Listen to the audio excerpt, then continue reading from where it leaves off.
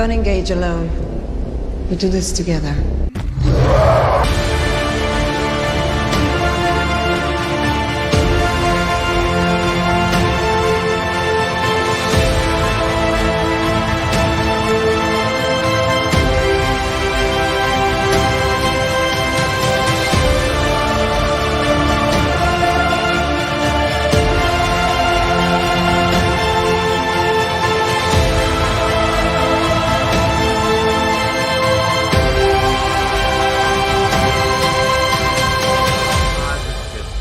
Yeah. We got it. We got it. New 52 book.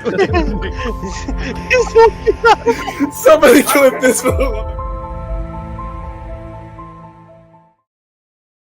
Welcome to Comics League. I am Jared, and I'm here with Joe Sonntag. What's up, brother? What's going on, man? Thanks for having me back. Anytime, dude. So, X-Men 97, because good Lord. Yes.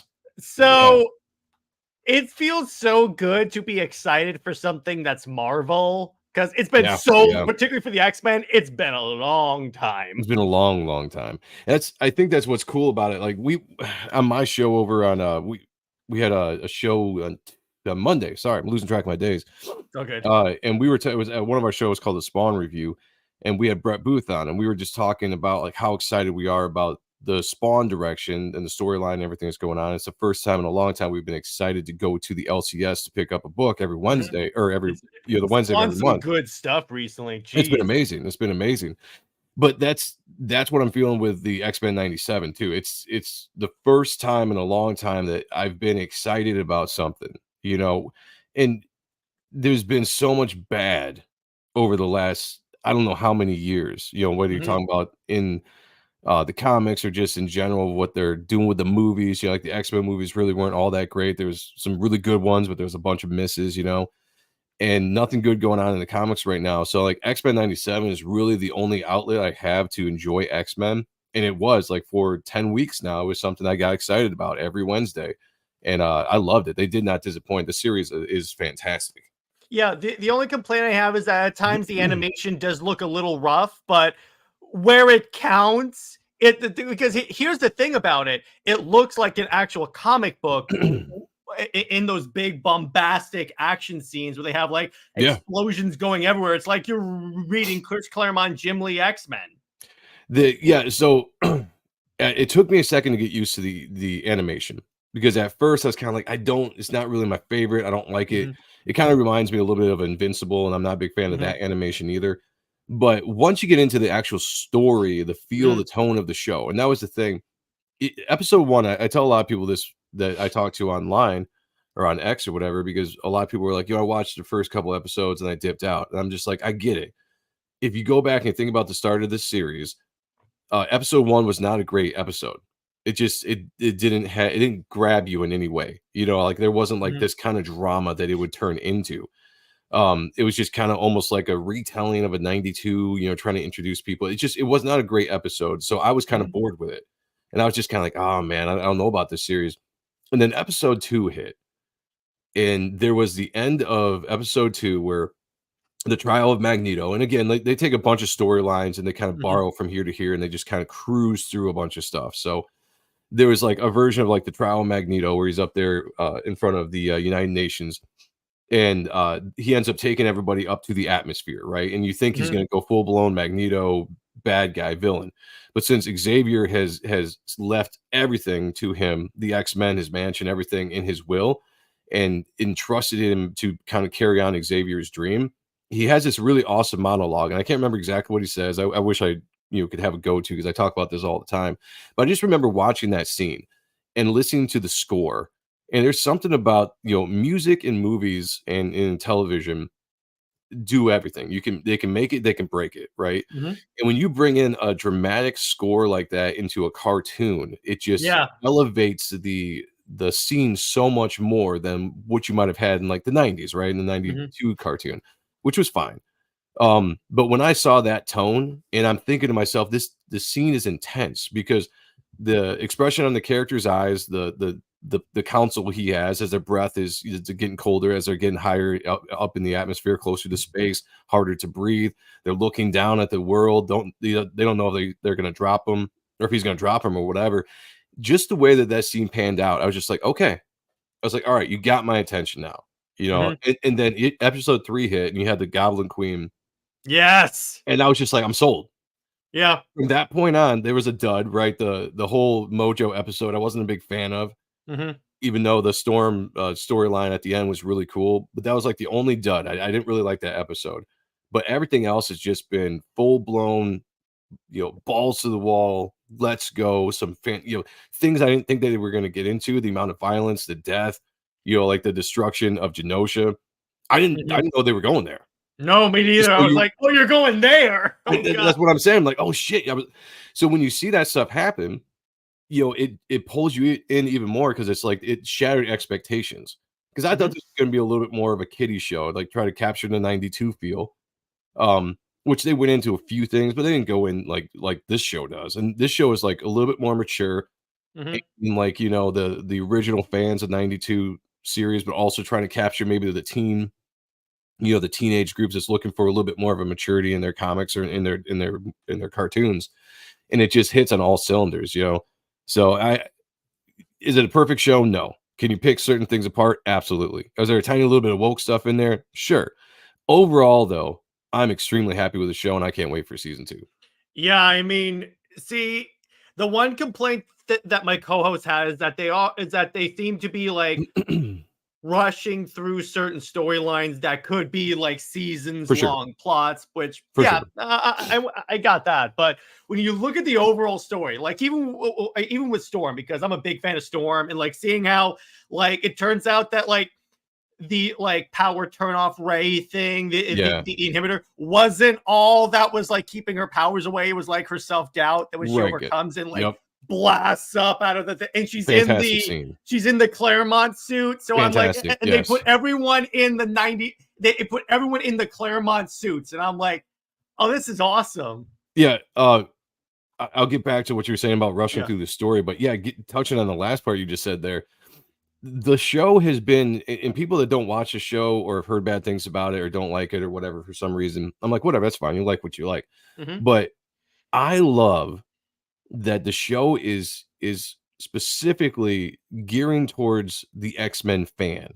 Yeah. You know, and it's taking stuff from the original 92 series, yes, but it's also taking lore and things from the comics as well and giving you as an X-Men fan something you've never seen before on TV.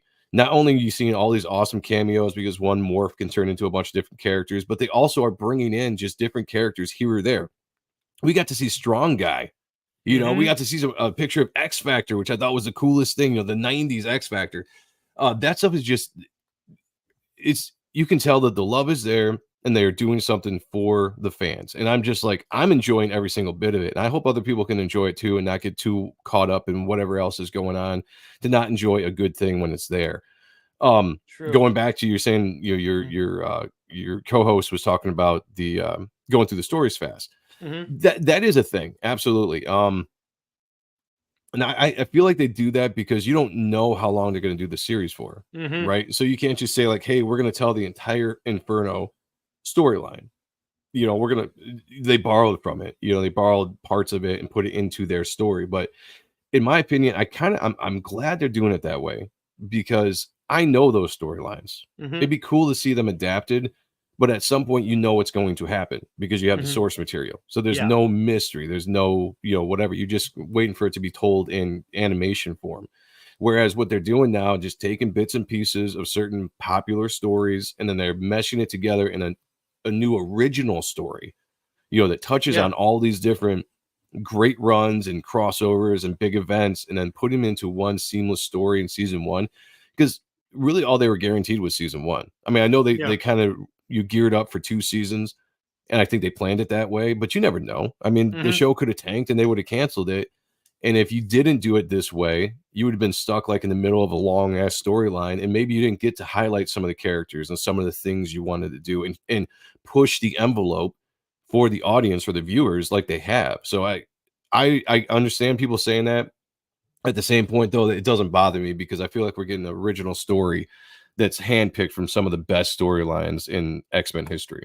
Yeah, it is. And the other thing that really gave me confidence when I was watching the show and paying attention to Bo's tweets is that he tweeted that I made sure that we all treated these characters like we're stewards of the characters and Yeah. not trying to change them. And I'm like, yeah, that's the way you do it, because these aren't your characters. Exactly. And that's absolutely the way they did it. You could argue, Morph was kind of used as an experimental character to bring in the they them stuff, the But it non-binary. wasn't really in your face, so I didn't really mind Exactly. that per se. Yep, and that's what I was going to say. Like, I remember when they first announced that, I was like, "All right, here we go." Like it's here we go. They're going to put all. I this was stuff in waiting this. for it. I was too, and I went into watching the series, hesitant because I'm like, "All right, when's this going to hit? When they're going to start doing all these things and start pissing us all off?" And they really didn't. Like, yeah, it's touchdown with Morph. I mean, the way he talks more like he's feminine or effeminate, whatever you want to talk about, and. There's a cheesy, a really bad, cringy joke in episode 2 with Wolverine in the shower. That's probably about as far as it goes. Everything else isn't shoved in your face. There's also in the last episode, Bo confirmed that basically when Morph turned into Jean and said, "I love you, Logan," when he was like dying, that was romantic. But the thing is, he also confirmed that Wolverine is straight, so it's not like he's changing Wolverine. So Just I'm like, Morph.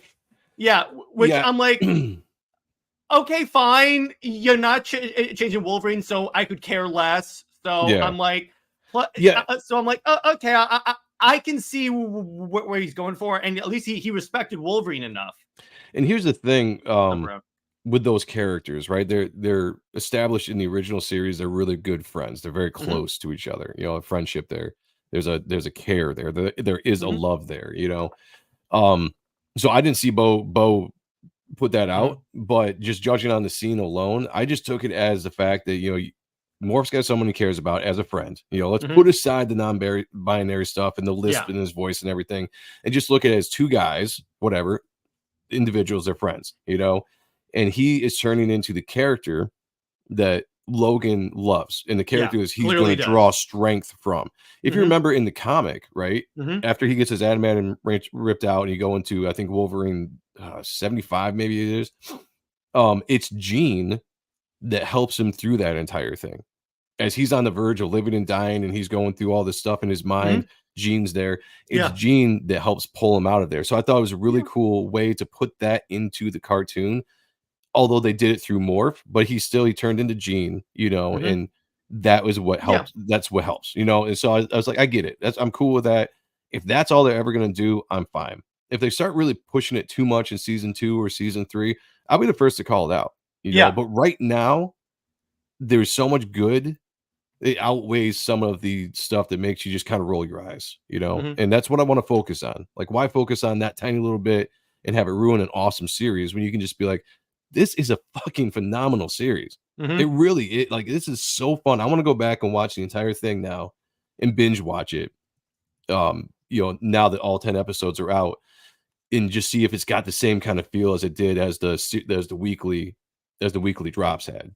Yeah, for one full story. The other thing that I really love, because I'm a Cyclops fan, and recently he's been he's been browbeaten, turned into a villain. So the most iconic scene is like when they're all falling, and he goes, "Okay, I'll see you on the ground, guys." And he uses his eye beams to like break his fall, and I'm like, okay, you just redeemed Cyclops. He's a badass now. I have to give the show another shout out for the fact that they highlight a lot of the characters and give them all wow moments throughout the entire season. Equally too. It wasn't just the female characters. It wasn't just more. Everyone got their moment. Yeah. And Cyclops got his early on in the series, and you could kind of see what he was going with the with trying to keep the or trying to showcase that character. And he got those wow moments early on, and I'm glad because Cyclops has been kind of crapped on for a while, because again, I stopped reading the X-Men a long time ago. All right, and I consider after a certain period of time, like after 90 something, maybe late 90s, early 2000s, everything from that point has just been fan fiction to me. because I haven't liked what they've done a lot with a lot of the characters. To me, Cyclops was how he was portrayed in this, and they played around with his character. He struggled a little bit with Xavier going. What's his role now? You know, and all, you know, the loss of his son. Like, they put him through a really cool arc in the season, and at the end of the season, he comes out as that strong, you know, moral centered character, that leader that he was raised to be by Xavier. And he had some truly awesome moments in episode 10 as well when he's fighting Bastion. So I thought they did a great job with Cyclops and make him actually be the cool character they should be, instead of being this punchline that a lot of X-Men fans give him over the years. And then, speaking of characters really showing respect, is that I didn't expect them to actually kill Gambit. I thought it was going to be, okay, he's going to come back. There's going to be some like comic book way bring him back. No, he's dead. Yeah. I thought so. Originally, I thought they were going to play around with timeline or time travel because of Cable, and because that just made the most sense, right? Yeah. And so there were so many ideas in my head of what they were going to do, and eventually bring these characters back. But Gambit is one of my favorite X-Men. Gambit and Wolverine, two favorites, right? So as much as I hated to see Gambit die so early in the series at episode 5, halfway through, the way that he went out was so cool. You know, it was so, I had to watch it like, I don't know how many times in a row I just watched that little like minute, you know, plus where he goes and takes out that Tri-Sentinel, you know, and he has the coolest line at the end. You know, he says his normal thing of "remember it," you know. He's touching the thing that caused the entire thing to explode. That's the stuff that they're doing with this series that I'm just like, oh man, like for him to take out that entire thing, because he what's the word I'm looking for? He charged it. Charged it. Thank you. Brain farts. He charges the entire thing. I know. While being impaled, you know, and he has the most, you know, boss way of going out, just like, you know, the name's Gambit, mon ami. Remember it. And it's boom. You know, like I was just, again, just fantastic. And then the scene with Rogue at the end of that episode, when she's crying over Gambit's dead body, and then they go into a piano version of the X-Men theme song, keeping the emotion of that scene and the darkness and, you know, the grave aspect of what just happened in that scene, keeping it through the credits. Stuff like that is just fantastic. I loved it. And by Brown asks, I haven't watched X-Men from 97. Should I go for current X-Men 97, or do I have to watch it? You don't necessarily have to, because they have a recap thing, but it's not like they reference it that much. As long as you know who these characters are, you should be good. Exactly. Yeah, you don't have to watch the 92 series at all if you don't want to. If you know the X-Men, if you know, if you collected the X-Men, depending on how old you are, you know, if you're like me, or I'm 42, I started collecting X-Men when I was 8-10 years old, you know, so you know a lot of this history, a lot of the storylines. But the season is so well at taking all the characters, kind of reintroducing them to you, and is putting them into this storyline where you know what's going on right off the bat. You get the breakdown of what happened in the season or the series before, and it just seamlessly just goes on. So I don't really think you need to, unless you absolutely want to. Yeah, if you can, all it does is it enhances it. It's not required. So my favorite part of the finale is when, going back to what Gambit said, when Rogue says his name was Gambit, and then she just punches the crap out of Bastion. She thunderclaps him in the face. Dude. Oh, Rogue is another. I just love the X-Men in general, but Rogue is another one of my favorite X-Men. Going back from being a kid, I used to be in love with Rogue. You know, I want to grow up and marry. We all have. I was gonna say I wanted to be Gambit because I wanted to be, you know, with Rogue when I was a kid. But to see her actually, how they utilize all the characters' powers, right?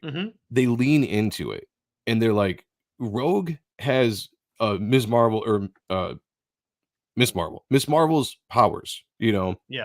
She has that kind of Superman ability, the strength, the vulnerability, the speed, and she is such a powerful character, and we're getting to see her kind of execute that when she is angry and vengeful and all this kind of, obviously not holding anything back. It's essentially like in the old Justice League cartoon when Superman goes, okay, so I've treated everything like I live in a world of cardboard, but you can take it, so I'm gonna punch the crap out of you. Right. Yeah, exactly.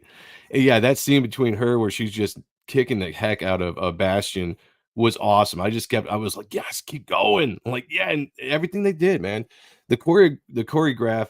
choreography of Mhm. the fight scenes have been really awesome. Unbelievable.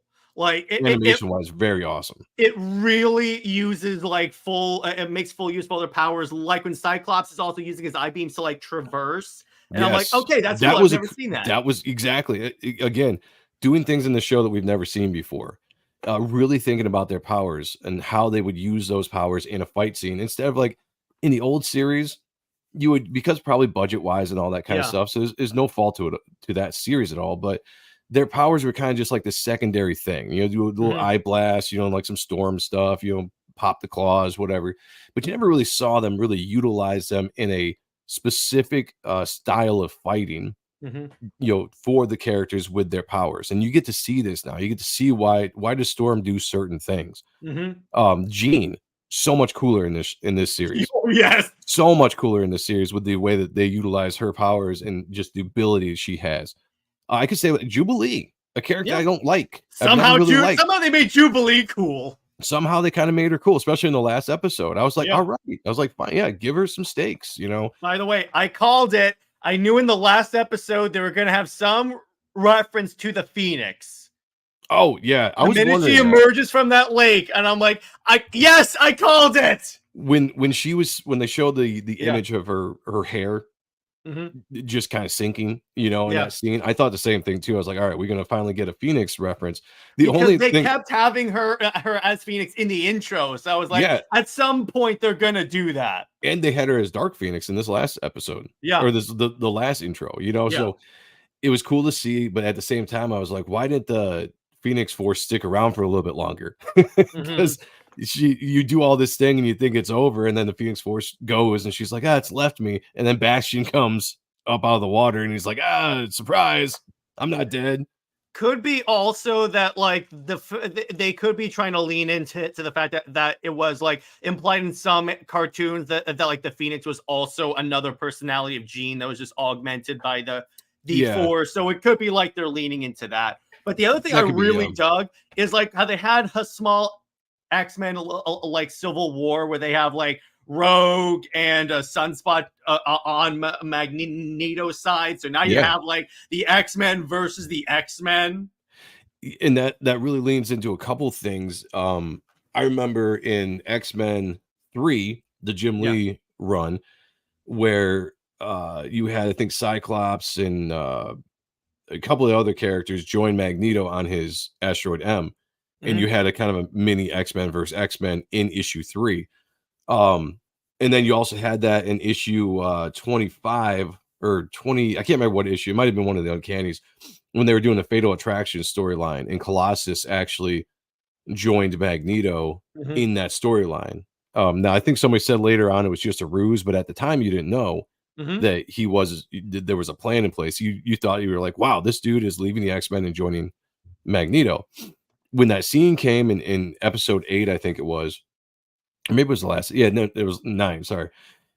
And I could see the kind of the turn. So Magneto's, talking to everybody. He's like, Xavier's dream is dead. I offer you a new dream and all this kind of stuff. And you could kind of see, because everything that's happened with Rogue, again, story arcs for characters throughout the entire season.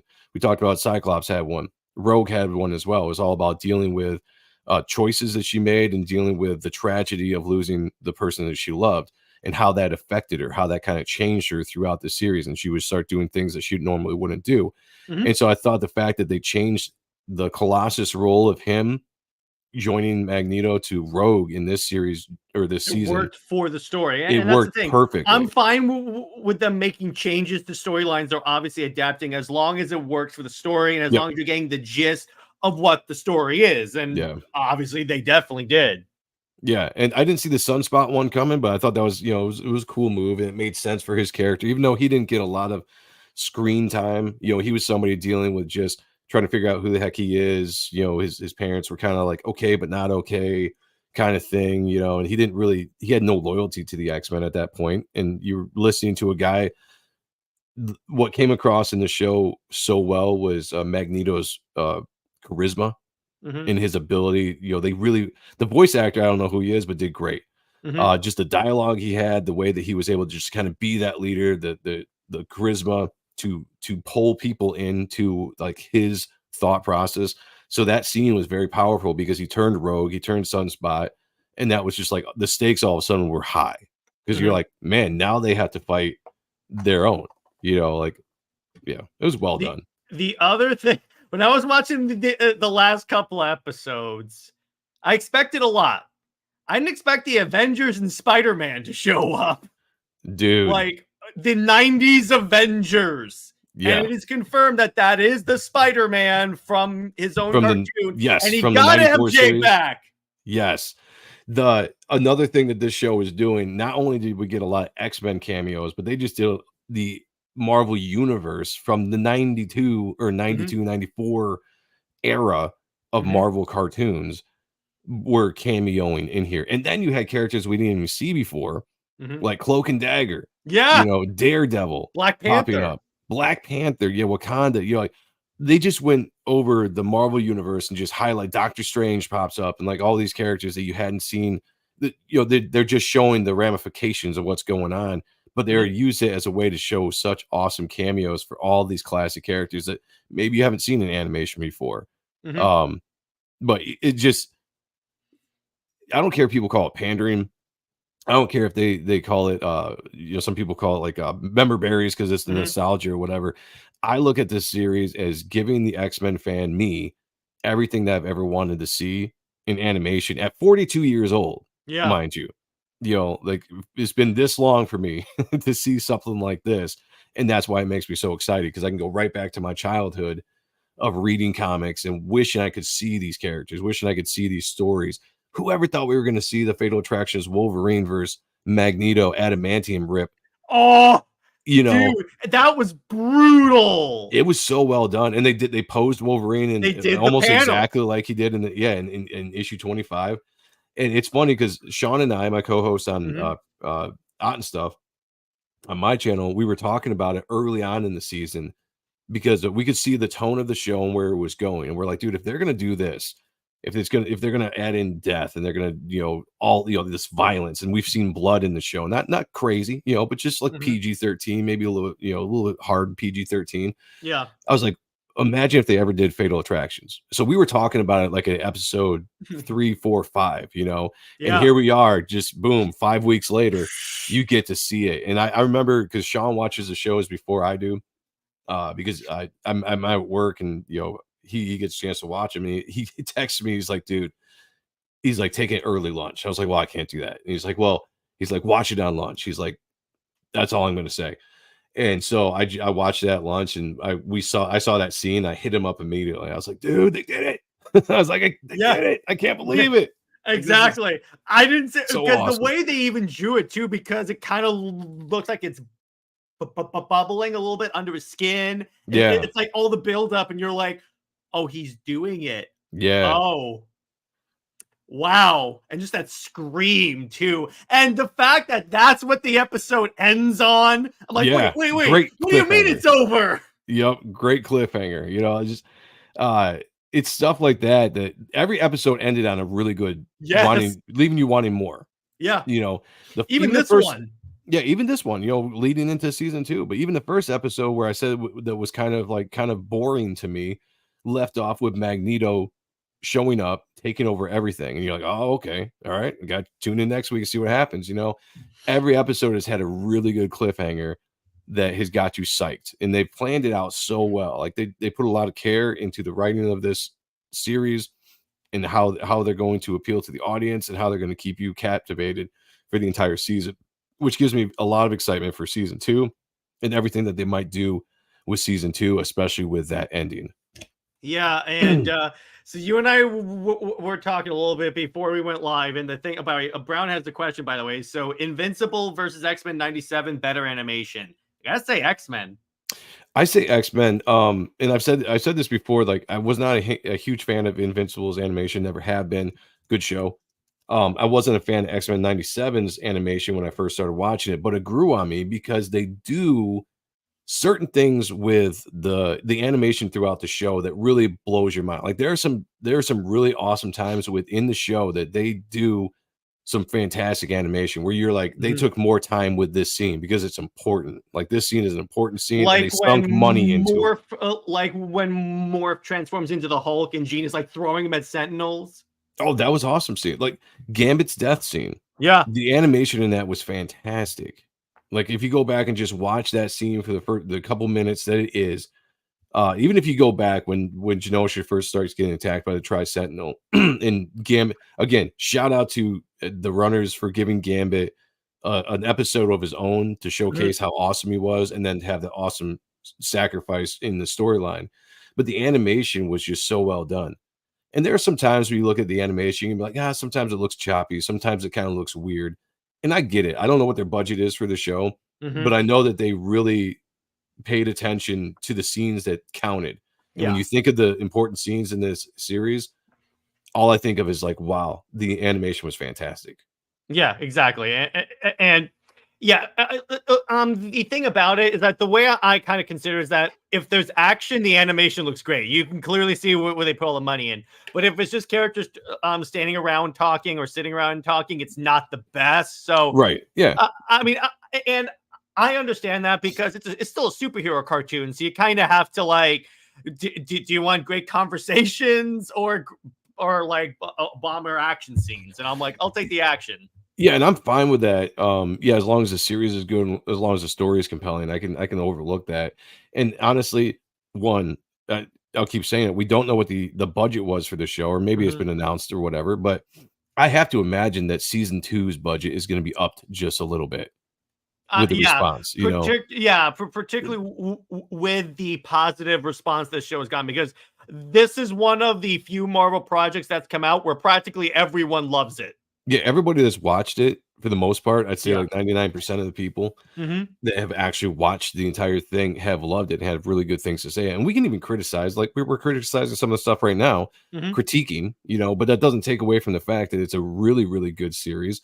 And I think that I saw them release that the viewership wasn't the greatest or something like that, which really sucks because this is a fantastic show. And I know Marvel has jaded a lot of people. Disney has jaded a lot of people what to expect, and people just aren't tuning in anymore because they just assume, and that's their fault. That is absolutely their fault. Mm-hmm. But they need to take something that is hitting with the fans and then double down on that and be like, let's give more of that. You know, start winning back people I with think stuff like likely what'll happen is that this show will probably get a second win in terms of viewers on the repeat, and because word of mouth is very good for this show. Yeah. So I think slowly people will start to come back in. I mean, it's already renewed for season 2, I believe, what I saw. Yes. So we're getting that. Yep. So it's like before then, I guarantee you more people will start watching it. I hope so, because I've said all along, if somebody makes trash, call it out for being trash. Yeah. But if they also make something that's good, embrace that, because you want to show them that this is what we want. More of this, less of that, you know. So when you have a series like this, yeah, everybody go out and check it out, support it. You know, I really can't find, unless you are biased to pick it apart. And I know there's people out there. People make money on streams all the time bashing stuff because that's what draws the audience. That's what gets clicks. That's what gets super chats and all that kind of stuff.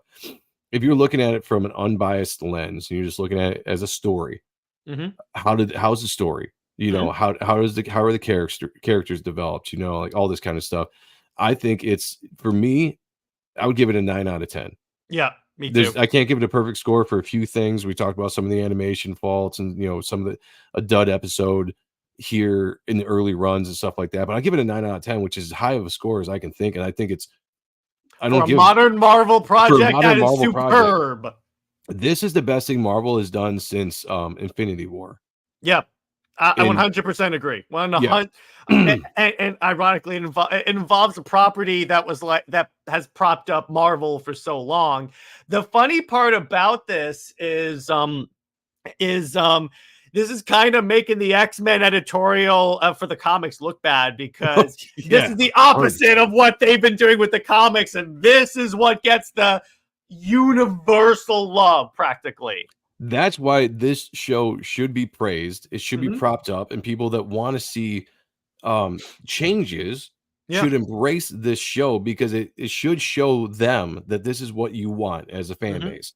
Because they're doing like a soft relaunch right now of the X-Men in the comics, you know, and Not there's the best, but I'm like, and I still don't think that, I was gonna say I still don't think it's gonna be in the right direction. It's gonna bring fans back because you look at a show like 97 where it's been made known that the people that made this series had a love for the original series. They had a love for the characters. They wanted to treat the characters right and tell a story that would be entertaining, dramatic, and fun for them as fans, you know, which is going to bleed over to all the rest of us fans. And then you can tell the people that don't just go to the comics, just go to the movies, you know. So look at this, make so much noise of 97 that they have to look at it and be like, we need to do this. Because I'll tell you what, I am worried about the X-Men movie. yeah, I'm me worried about too. what they're going to do with the X-Men movie. So as much as I love 97, and that gives me some hope, I'm looking at everything I'm hearing about the X-Men movie that they're planning to do, and I'm worried. And I hope that they look at 97 and say, you know what, we need to do this because that's where the audience is and that's where the excitement is. I wouldn't be surprised if it was like a test bed to say, hey, if we return to like classic X-Men, will that work? So hopefully they see this as a success, or hopefully they rehire Bo and put him in charge of the X-Men movie because clearly the dude knows what he's doing. Yeah. Well, I hope they rehire him and just put him in charge of 97 first. But because after season 2, who knows who the showrunner is? You know, like the seasons 1 and 2 were mapped out by Bone DeMaio. So we got an awesome season 1. I have no doubt that we should get an awesome season 2. And then after that, it's kind of up in the air and we'll find out. Who knows? But have you noticed though, like not like in comics and stuff, like the 90s nostalgia is kind of coming back. Like Yeah, it is.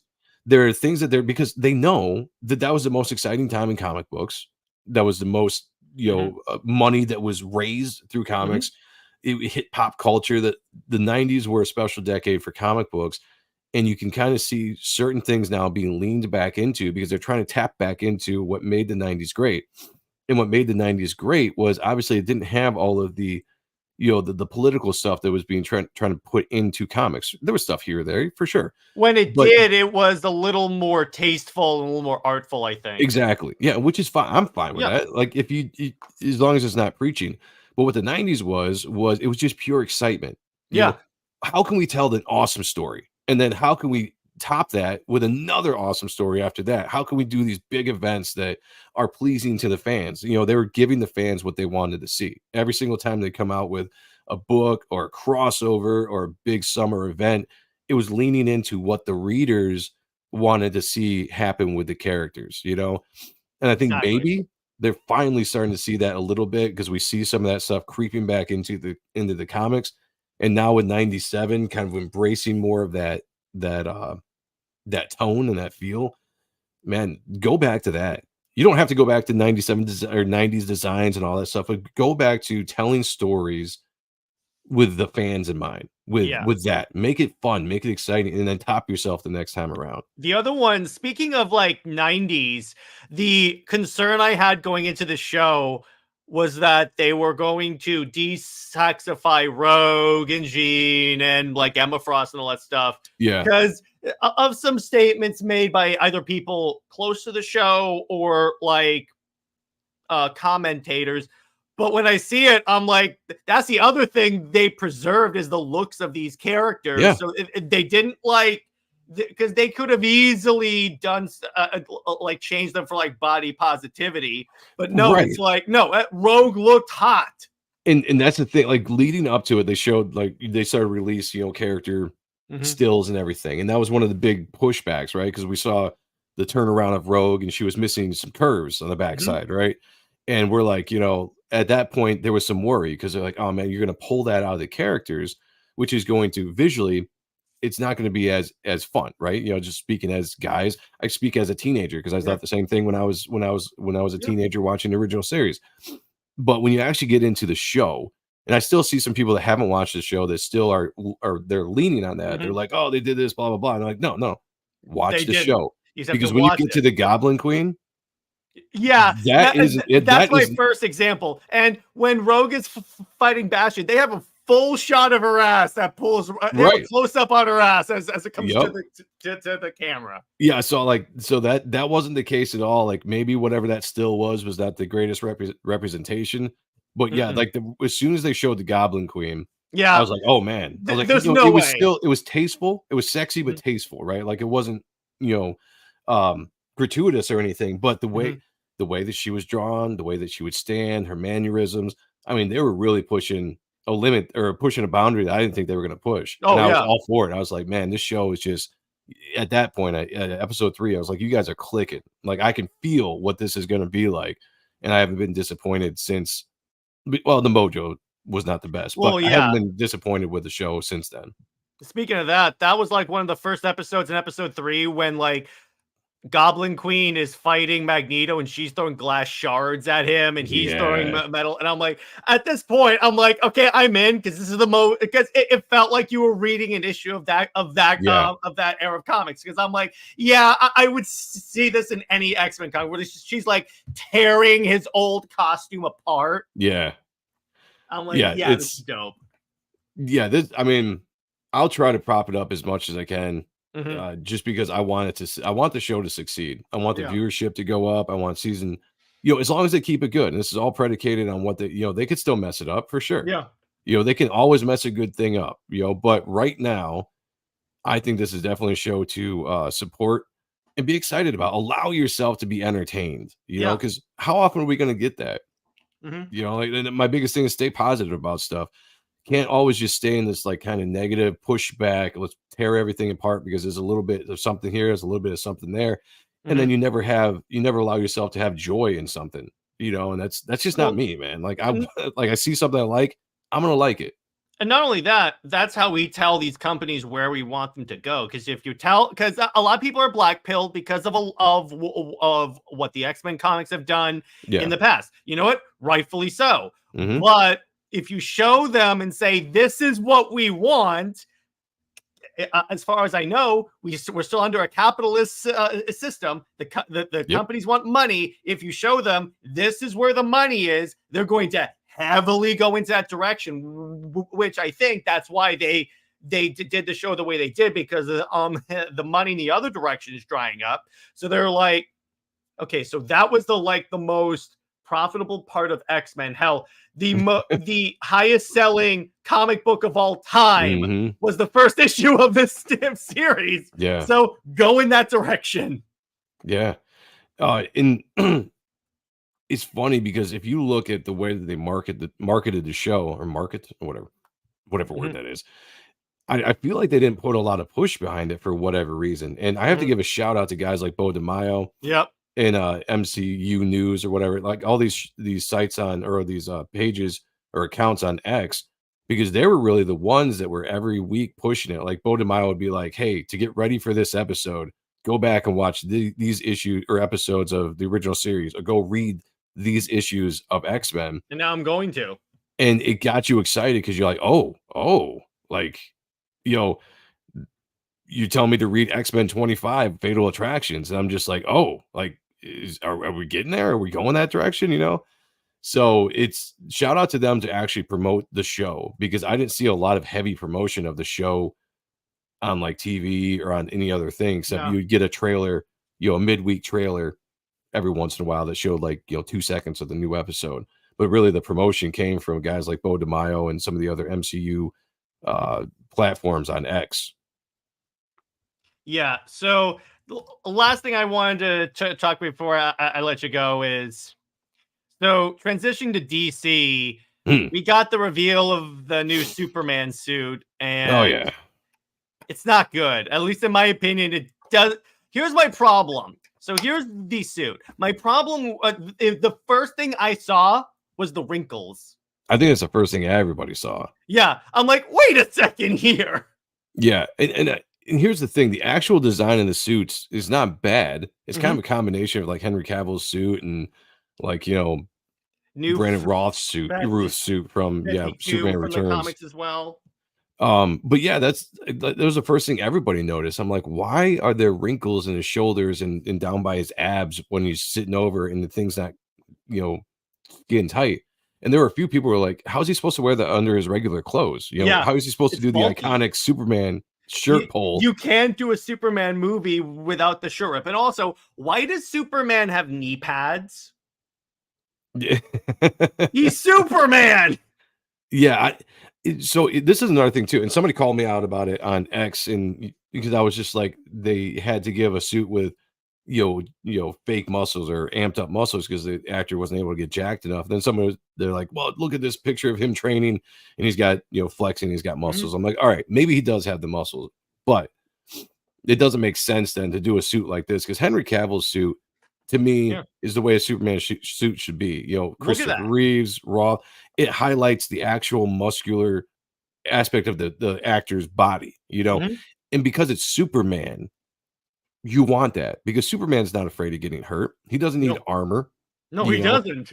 He wears like the least amount of like protection you could think of. This skin tight, outfit that shows like every muscle, every rip, because he's your bullets can't hurt him, punches can't hurt him, explosions can't hurt him. So why is he worried about any of that stuff? And the new suit looks like the protection a NASCAR driver would wear or Well, something. it It's also very bulky. it looks like they took the Captain America suit from the MCU and just Mm, put with the Superman logo on it. And I'm like, that's my problem with that's one of my problems with James Gunn being in charge of this movie because this is what happens when you take MCU people and put them on DC. Because when you get to because they're applying the same principles of Marvel characters to DC, which yeah, you and I have talked on the last episode you were on, where the reason why I like DC is because they're gods. yeah. Gods don't need armor. Plus, the other thing, this suit is thin enough. It's believable that he could wear his clothes over this. Yeah, the cape is always going to throw in a little bit of Yeah, an issue, no matter what, because that's just what it is, yeah. But the rest of the suit is believable that you could hide that under your costume. Another thing I had with the reveal was not just the way the costume looked, but I'm like, why is he sitting down pulling up his boots while there's a giant Exactly. eyeball thing blowing up Casually. Metropolis in the background? Casually. Casually, I get their intention. They were trying to go for a more like Superman's just like you and me. The problem with that, if they had It's not. this picture on like the Smallville farm and he's just putting on his boots, that would have been a Yeah, little better. But he could have changed. Superman is close to the speed of the Flash and Luffy. I like the new 52 suit, but even in the yeah, I did too. comics, like here's the in the new 52 suit, it's still a skin tight suit. Yeah, It's even though it had the not weird armor. lines on it and everything, yeah, it was still skin tight the way I kind of if it was That's the armored, which difference. doesn't make any sense, it was some kind of Kryptonian, version of it, but it was still skin tight. This is all bulky. This looks like Mhm. you're wearing a suit, not Yeah. like you're wearing a skin tight, costume. Mhm. But yeah, like Superman, I'll have this argument before too. Like I actually think Superman's faster than the Flash. My opinion. My Ooh, them's opinion. fighting words, Yeah, brother. I know. Like I've gone back and forth with people about it before.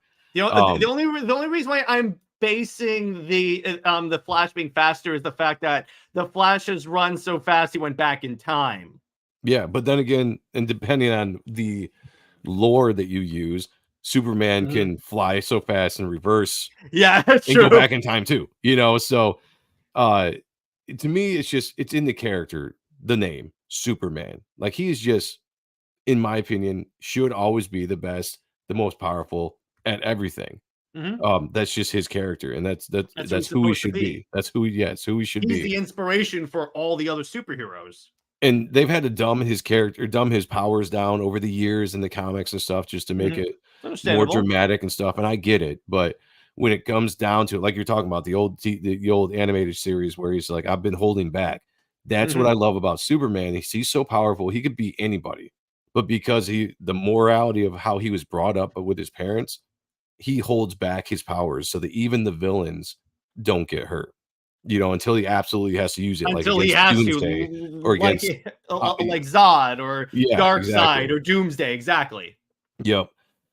So Yeah, overall, the actual design of the costume, I don't mind. I tell you what, I don't like the fact that they're bringing back the trunks because it doesn't Thank make any you. sense to me. Thank you. I'm like, that's the part that offends me the least. I mean, I don't like Right, exactly. Yeah. the trunks because it's like I feel like that's extremely dated. Yeah. But I see what he's going for. But if it were just the trunks, because by the way, there have been fan art. The least they could have done is photoshopped out the wrinkles. At least like Yeah. at least fix it in post because Yeah. he's casually putting on his boots. That's a bit of a problem, but it's the fit of the costume that really gets to me. That's the biggest thing. Yeah. The trunks are neither here nor there. I don't like them personally. I don't Thank think they you. make sense. I knew there was a reason why we're friends, dude. And so, like, I mean, when Brandon Ruth wore them in Superman Returns, it was fine. It didn't bother me. But Henry Cavill's outfit, I was like, that's fine. That looks good. You know, you don't And need those Zach red said, trunks. he tried all these different versions with the trunks on. He couldn't get it to work. He's like, sorry guys. Yeah, it looks a little odd in TV form or in movie forms. Like you can get away with it in the comics, you know, like it. But when you put it on the screen, it just looks a little odd because try explaining it because it's just Yeah. like why are you wearing an extra trunks on your already skin tight suit or whatever? Like it doesn't make any sense. But yeah, it doesn't kill me that it's there.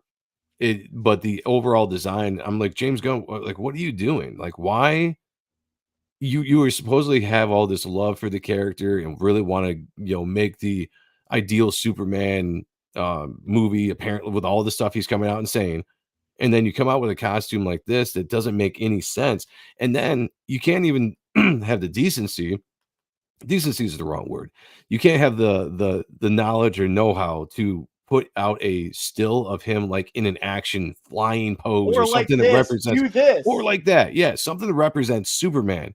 Instead, he's sitting on a chair putting his boots on, where we all know that he can go into a phone booth or spin around and change into his costume because he's so fast. He's done that so many. It doesn't He's make any spun in sense. place and put the costume on. Right, exactly. Like so that made me worry right off the bat because I'm like, all right, does Gunn understand? Does he really understand Superman?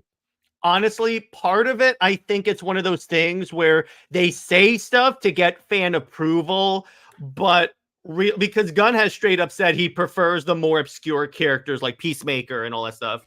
And Right. to tell you the truth, I've also hated everything he did with DC because so Yeah, I far haven't, yeah. he's turned everyone into like very vulgar people. I'm concerned Yes. he's gonna bring a lot of his like infantile humor to DC to Superman. But I agree. ignoring that, it's like a lot of this because yes, you are right. If you're really a fan, if you're a fan of Superman, at least put him in a pose that doesn't make the suit look bad. It's fine if like you took a bunch of photos, this was one of them, and then was like, and then you looked at it and was like, can we at least go in there and like smooth out all the wrinkles here and stuff? Yeah, like somebody said that too. They're like, well, this is all going to be, CGI'd in the actual movie. It's going to look smooth and stuff. I'm like, okay, that's fine, but then why? You didn't really have to do that with Henry Cavill's suit. That's We've all seen- him, actually. Yeah, I was gonna say you've seen the behind the scenes of him in the suit, and yeah, the cape might be animated to give it a little bit more of that cool flow feel. Yeah. But the suit there's no touch up, and if there is, it's very little touch up, Very small, like very small. and that costs money. Yeah. So why spend extra money smoothing out the suit and making it look like it's skin tight when you could just make a skin tight suit with a bulked up actor, or even like the Shazam where they gave Levy or whatever the dude's name is fake muscles because he wasn't that big. You could tell because his head was small and his body was big. You have to be kind of careful with that because with like Superman and Lois, occasionally when you'd be holding something up, it would be like this. Right. Yeah, exactly. Yeah. That's why it has to be to be skin tight to the body. Yeah, exactly. Otherwise there's So gonna be a more lot of natural. things that's gonna look weird, But so I don't know. I've seen people on X say, well, this is just the suit he starts off with, and then he gets a final suit at the end of the movie. I'm like, if that's true, why would you release the rough suit as the marketing for your movie? Because here's the thing. This is the first impression now that people have of this Superman. That's the problem. Right, yeah, first impressions they're a huge thing. You know, you're trying to win people over on things like teaser trailers or photos. Mhm. You know, when think about the photos that have come out, like, when Ben Affleck the first photo they released of Batman, I thought was really cool. You know, it showed what the costume was gonna be like, you know, just set the tone. Henry Cavill's reveal as Superman was, Yeah, here it you is. know It's right, this there you go. Yeah, it was right there. you looking at it, and the first thing I thought was like, "Wow, this Superman is jacked." Like, I Oh, was just yeah. like, "He's huge." But, but it worked. It was intriguing. It wasn't a negative thing to me. Um, even Here. there you go. Yeah, It yeah. tells a story because believable that Batman would be standing there all stoic like a knight and Yep. just be like, yeah, even Gal Gadot as Wonder Woman. Yeah. I mean, even, Pattinson's Batman, the first Yeah. time they showed a still of it looked like you can have an issue with the way the costume was designed, but it was a good release. You know, it How about made you this? think, "Yeah, yeah, that's great," you know? What they could have done for this, I've long said, is do what they did for Pattinson and what Gunn should have done. Here's my pitch. We open up, it's like let's say a 1 to 2 minute long trailer teaser. Clark is at a coffee shop. He hears like a distress call. He leaves, he goes down an alley. All of a sudden, the Clark Kent clothes start falling on the ground. You pan up, and then he's in the Superman suit, and they just takes off. Yeah. Yeah, There, anything like that would've been it great. shows him in action. And it doesn't even have to be something that's in the actual movie. No, it Remember could just be because that Pattinson clip is not in the movie. It's right. just to show here's the suit. I was gonna say, remember the teaser for Spider-Man back in 2001? Vaguely. The very, very first teaser they ever put out, it was like a third or a minute clip that they put it in the theaters, and all it showed was like a bank robbery going on, and the robbers ran up, the building. They get in their helicopter, they're taking off, and all of a sudden the helicopter it halts and it stops in midair and it's not running anymore. And people are like, "What's going on?" And then they pan out, they pull out, and it's the World Trade Center. And in Mhm. between the World Trade Center is the helicopter suspended in all this webbing. Yeah. That was all they did to kind of tease Spider-Man coming. And I think they might have shown like a close-up of Spider-Man's face with Of a his mask, yeah. reflection in the eyes, and then Mhm. it said Spider-Man. None of that Yeah. was in the movie, but they just used it as a promotion. That was a great way to promote that character in that movie coming out. Yeah. Now I think they're just kind of getting a little bit lazy with the photos. If the photos are good, that's fine. But this actually looks like somebody just took a picture Of a cosplay. of this dude Mhm. as he's putting on the costume for a photo shoot. And Yeah. they're like, "This would be cool. Let's doctor it up a little bit. We'll put some effects on it, and then we'll put it out for everybody." And it's like you could have just spent a little bit of time to put him in the classic Superman pose or behind American flag or just standing stoic or Yeah. whatever would have been so much better. And then we could have got a better look at the costume, and we could have still torn the costume apart, but at least the idea would have been there. Yeah. The way I see it is that the make or break for this movie is that teaser. If the teaser comes out in the trailer and it gets the response the suit gets, Yeah. then this movie's in trouble.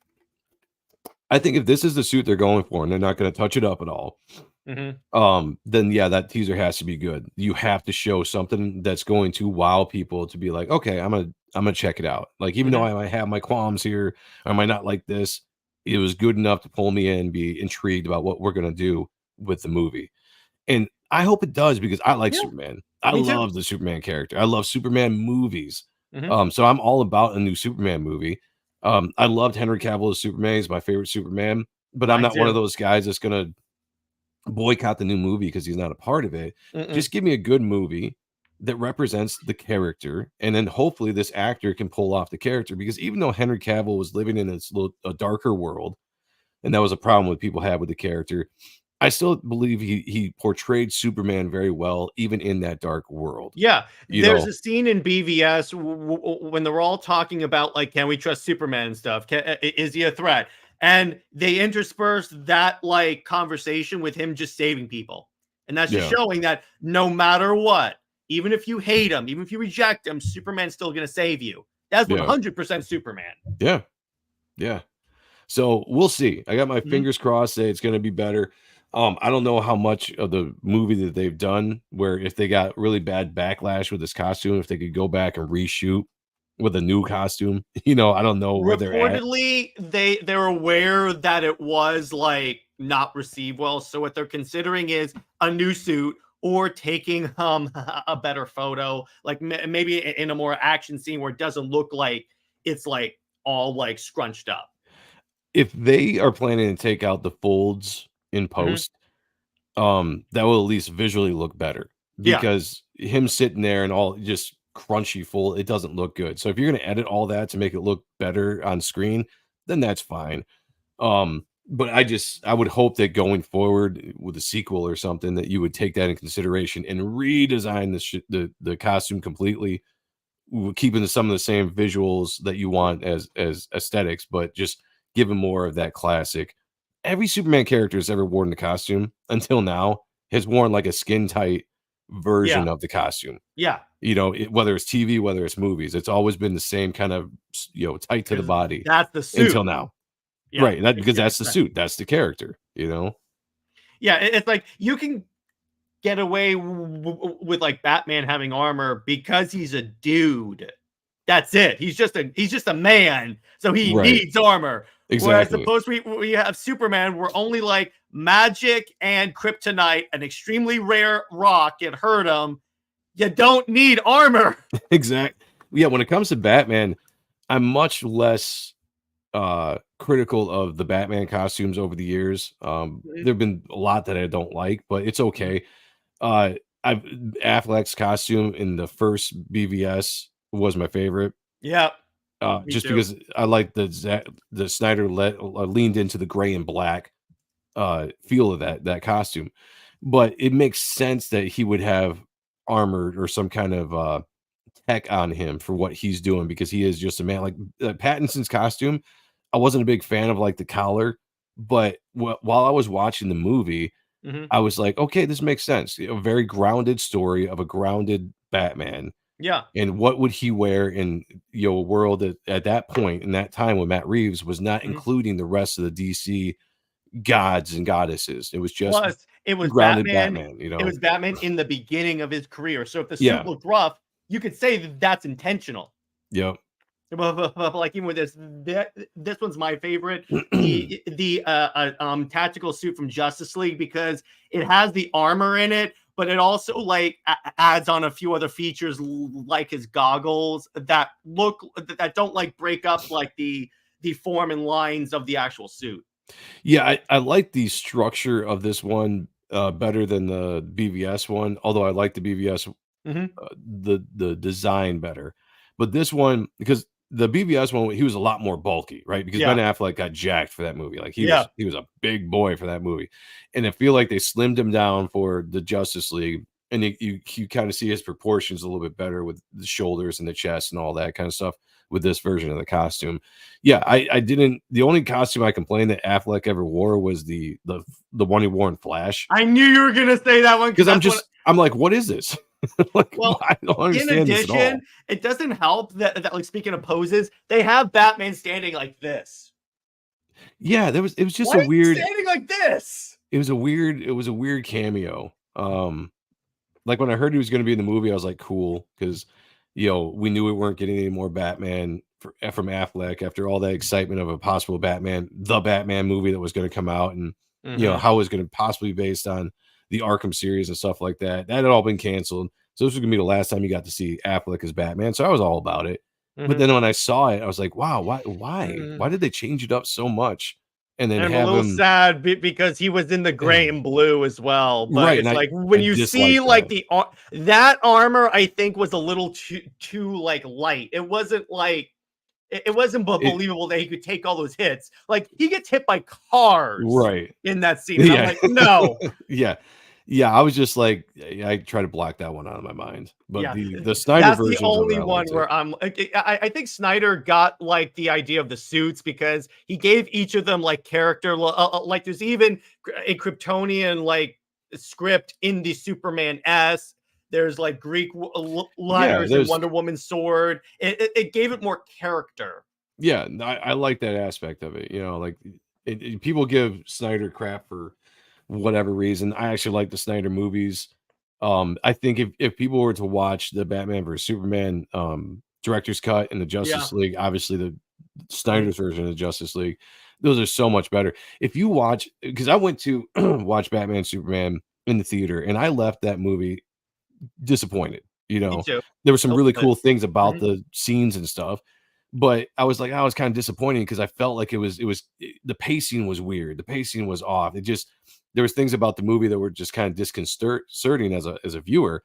And then I watched the director's cut, and I see all the stuff that they edited to get that down to the running time that they wanted. And with all that stuff back in, it was so much better of a flowing movie that I was just like, it's almost like watching a completely different movie. I was like, oh, this is why you know what I've seen in the beginning of that scene where he comes in where Lois is in wherever, Saudi Arabia or whatever, and he's saving her from Africa. Yeah, he's saving her from those people. There's a complete scene where they cut out where they you see the tail end of the scene where he kind of comes screaming in, and it doesn't make any sense why he's coming in so hot. But with the edited scene, it's like, they were shooting something at him, and he like flew through like a missile or something and blew it up. a drone and all that. Oh, or how about it was when a drone? Yeah, I was like, that makes way more sense. How about when the Capitol bombing, and they leave out the fact that it was a lead wheelchair, so he couldn't see the bomb? So it's like, why didn't he see the bomb? Yeah, that was a thing too, right there. Like, you had to edit out some things that would have made more sense, because that was the biggest thing that people ripped on in that scene. They're like, well, he would have heard, the bomb, or he would have known something. He was fast enough that he could have saved all those people. Well, there's a reason why he didn't, and they wrote it into the script, but unfortunately, they had to edit out the explanation of it. So and then it suffered from editing. I always tell people, speaking of suffering from editing, if you ever want to see how bad a studio can screw over a director, watch the Whedon cut of Justice League and then watch the Snyder cut of Justice League. Night and day difference. It's like Flash falling into Wonder Woman's boobs. Yeah, a lot of more Woman actually being a badass. Like when Superman shows up, the axe hits the shoulder and he goes, "I'm not impressed." Yeah, and beats the crap out of Steppenwolf. That's the world of cardboard moment for Henry Cavill. Yeah. That's it's. Yeah, what they did to that was just so. It was a travesty. That's why I tell people who are critical of Snyder's movies, actually look at the director's cuts, because 9 times out of 10, the criticisms people have on Snyder are stuff that Warner Brothers forced him to do. Yeah, it wasn't his whole thing. And I get it, because it was a 4-hour movie. His cut was a 4-hour movie, and that's a long movie. And I understand studios wanting to be like, well, trim it down to 2.5, or something like that. But when you had a movie where you had to do extensive reshoots, when Whedon came in and completely changed stuff around, like, look, I was not a big fan of Cyborg. I was not a big fan of the actor that played Cyborg, but the Snyder cut, when you see what they did to him, it was so much better. I was just like, okay, this is so much better that his character is more involved and makes sense of why he's part of the plot. The Flash was a lot better in that movie than he was the original. Less annoying. Yeah, he had better things to do. And they really, like, Whedon came in and really pushed the comedy. In time and like saved everyone, because that's what the Flash freaking does. Yes, like, just that was cool stuff. Like, there was a lot of really, really cool things in that cut. And if we didn't even get to see everything that he wanted to do, like, we should have gotten. He wanted to actually have Green Lantern at the end. Yeah, we should have gotten Green Lantern, whether it was Jordan or whether it was Stewart. I think it was going to be John. Regardless, we should have got him. I think they could have gotten away if they cut it down to 3 hours, because this is in a post Lord of the Rings world where people have sat through those, and those have been like massive successes. So I always maintain that, like, 3 hours is like the max they could do, because obviously if this was the version of Justice we got, we would definitely, it would not have been 4 hours going into the movie theater. Absolutely not. It still would have been, it still would have been cut down, because I agree with that. Like, this was a special thing, for what it was. I'm fine with a 3-hour movie as long as it's good. As long as it's entertaining. BVS is 3 hours in the director's cut. Yeah. In fact, like, when Marvel was cooking on all cylinders and they were dropping $1 billion movie after $1 billion movies, I was fine with going there and getting almost 3-hour movies, because I'm like, give me my money's worth. If I'm going to be paying $20 a ticket, characters, and I want to see everything. Yeah, and I'm like, I'll sit here. Like, I never understood people were like, oh, it's too long. I'm like, if you like something, don't you want the most you can get, especially because you're not going to get it for another 2 years probably. Yeah. With these Well, let me put it movies this come out way. every 2 or 3 years. Let me put it this way. I've had days where I've read through an entire 400-page trade paperback of a comic book because I'm so engrossed in the story. I'm like, Yeah, no, yeah. I'm not stopping. Like when Civil War, like Captain America Civil War came out, you know, like the Yeah. hype around that movie was insane, especially with Spider-Man, you know, being introduced to the MCU and all that. You wanted to go in and see a darn near 3-hour movie, you know, or I Fun think it was. fact, they announced that because DC announced Batman versus Superman. That was the whole reason why Civil War happened. Oh, nice. Well, yeah, good move. You Yep, know, there you that go. was a heck of a good, because that was a fantastic movie.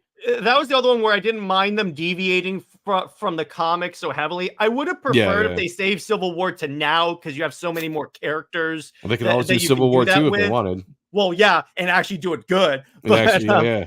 But I still see. I still think that like if the demand is enough, speaking of fan demand, I think that there is a world where they tell Snyder, particularly if the Superman movie bombs, they could say, "Hey, listen, dude, how much would we have to pay you to complete your stuff while we get our plans together?" Right. I I Weirder stuff thought, is that, remember, we're in a world where we thought the Snyder cut would never come out. yeah, you know, and I was actually surprised when it finally did come out. There was all those rumors going on that are like, oh, they might let him finish his trilogy and just be like straight to HBO Yeah, Max or something. And I was as they like, should. do it.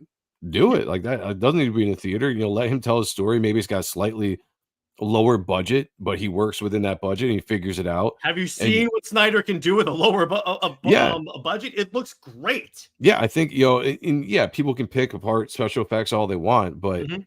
um I think that you could do something on a lower budget with those characters if as long as the actors wanted to come back and do it. Yeah.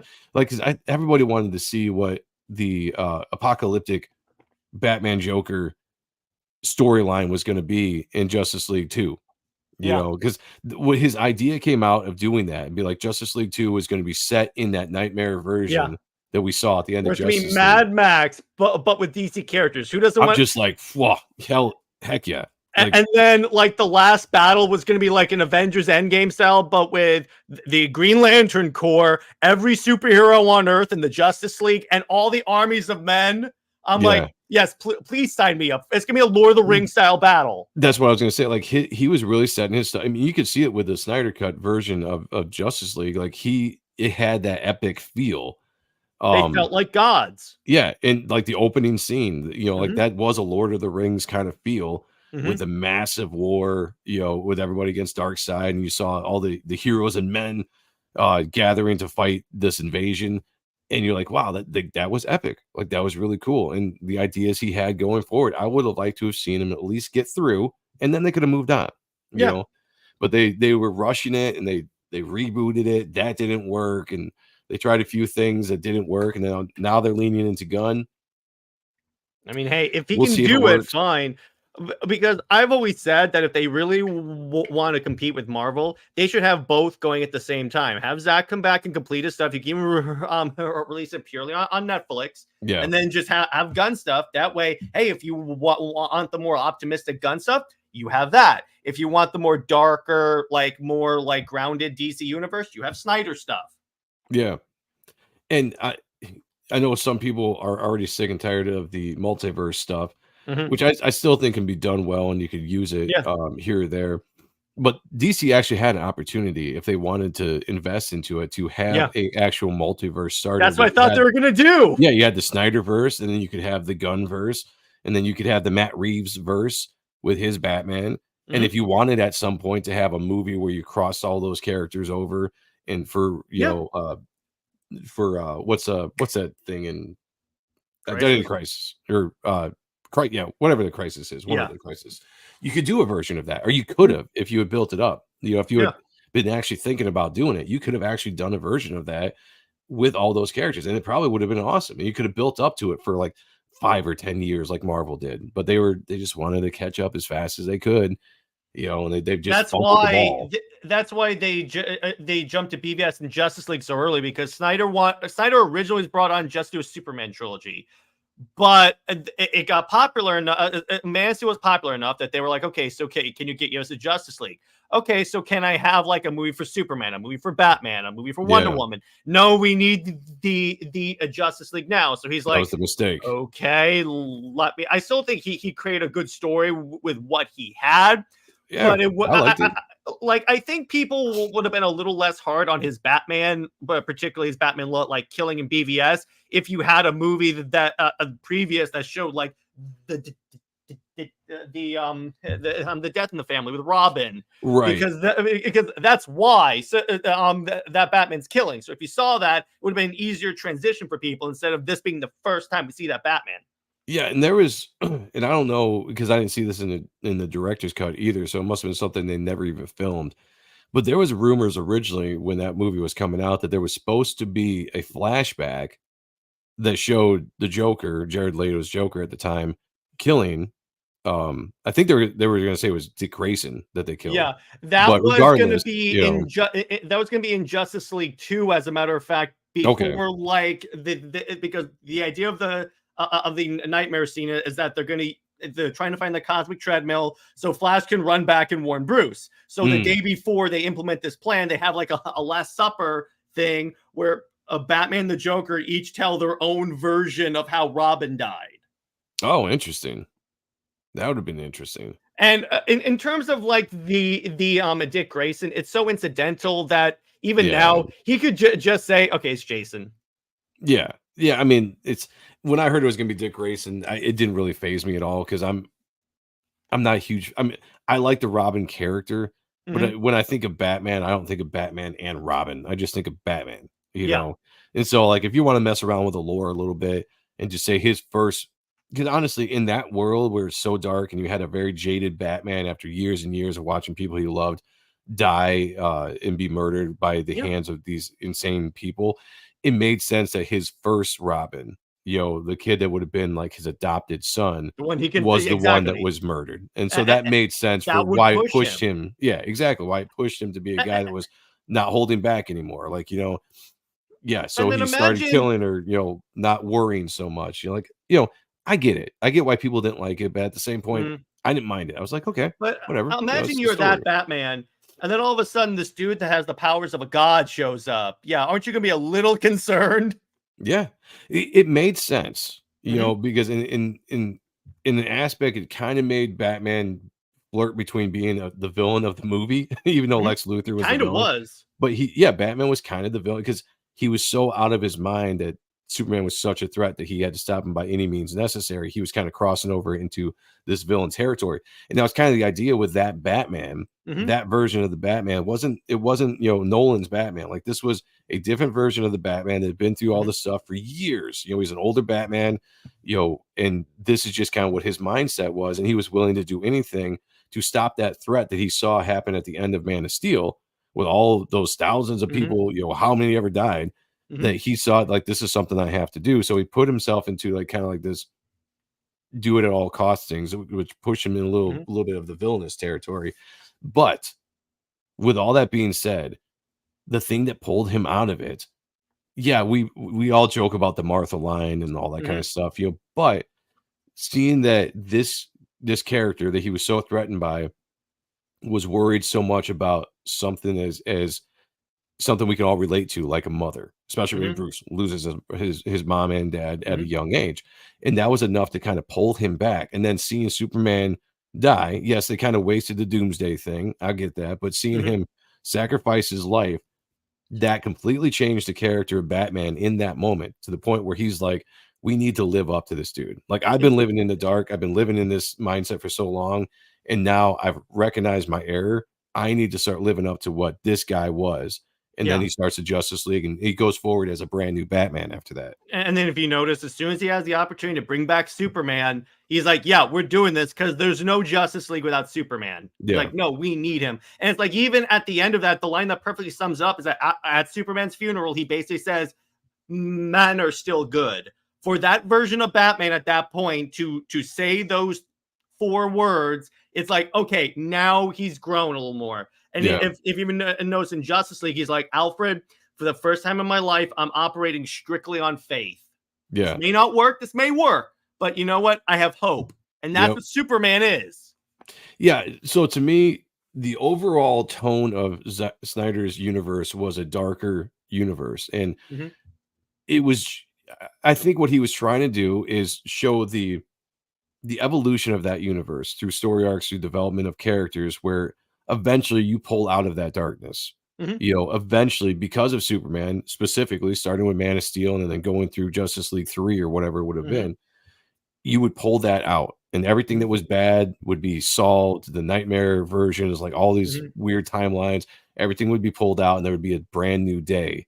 And it's because Yeah. of that Superman character. And now all of a sudden, that Superman character has matured to the character we all know and love him to be after being seasoned and going through all this adversity early in his career. Going forward after that, now he is the tried and true beacon of hope, Boy Scout, do the right thing, example character going forward. So I understood what he was trying to do Mhm. with the storyline. Some people didn't, and that's okay. But I Yeah. still think they were fun movies. I appreciate that. But anyway, so I think that's a good place to leave it. Joe, it was a pleasure having you on again. So let the audience know where they can find you and what you got coming up. Yeah, so I've got a channel. It's under Joe M Sonntag. We have shows we do every week. On Monday, we have a thing called the Comic Block where we start at 9 o'clock. We do a thing called the Spawn Review, which is me and my co-hosts Sean Arendt and Jay Doyle from Diabolical Soul Studios. We all get together and we just talk everything Spawn. Sometimes we have guests on, like artists, like Brett Booth was just on. We're gonna have the editor of Spawn on, Thomas Healy, this Monday. And then the second hour of the night, we do a thing called the Appreciating Comic Book Art Live with our co-host Mhm. Kayla, and we just look at awesome comic book arts that inspired us, that inspired me as a kid to want to get into the business. And then I have a show on Thursdays called Art and Stuff with Sean, where we kind of have guests on. We like to highlight artists for the Mhm. most part. We'll bring on independent creators as well, but we like to highlight artists, give them a chance to showcase their art, talk about their life stories, all that kind of stuff. So check out the channel. It's a Joe M Heck yeah. Sonntag. Subscribe to it, like it. I have a comic book called Reaper Destroyer. Heck Let yeah. me say that again, Reaper Destroyer. It's Mhm. in the lettering phase. Hopefully that's gonna be done here pretty soon. We can send it to print, but that's out going good. Hopefully I can get that out. We are $80 away from hitting $71,000 on that campaign. So shout out to everybody that's backed it. Definitely check it out if you like dark superheroes, kind of like what we're talking about Mhm. today, and Heck just yeah. fun books. So check that out. And I think that's about it.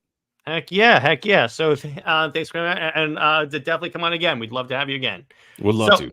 stay at work, everyone. Remember, Lois Lane is Lois Lane. I'll see you later.